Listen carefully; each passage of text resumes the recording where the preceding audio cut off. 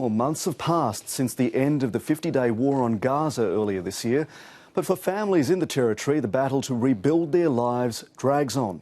More than 2,000 Palestinians and 70 Israelis were killed, but many thousands more were left homeless.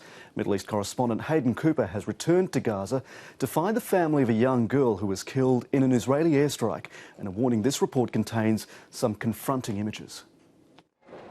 Gaza City in peacetime. Months after the end of the war, life remains a misery for many here as winter approaches.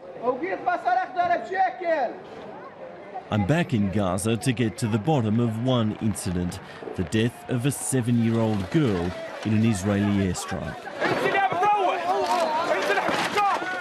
This was the scene that day, minutes after a bomb had destroyed a home in the Al-Shati refugee camp. In the frantic few minutes after this airstrike, there's chaos here as thousands of people have converged on this house. Amid the trauma and panic, a young girl's lifeless body is found. Her name is Asil al-Bakri, another child victim of this war. Today, her house looks like this, still in ruins. Her father survived the attack, but he tells me that Asil al-Bakri wasn't the only one to die that day. Her mother, her baby sister, her uncle and her cousin were also killed. I can't explain what I'm feeling right now, he says. I can't hide my sadness. I feel stressed and depressed. The family was just sitting down to breakfast when the airstrike happened. They were all wounded.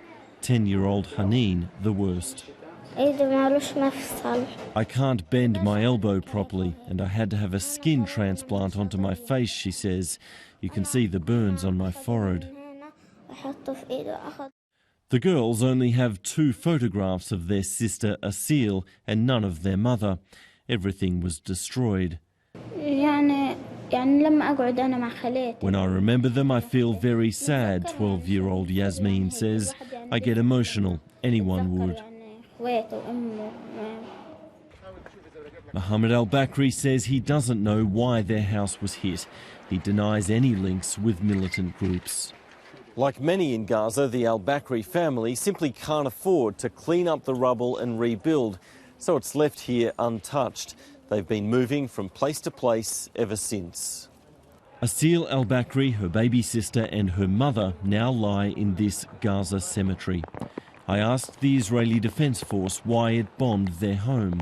It provided no reason, but says this is one of 94 separate incidents from the war, now under internal military investigation. Hayden Cooper, ABC News, Gaza.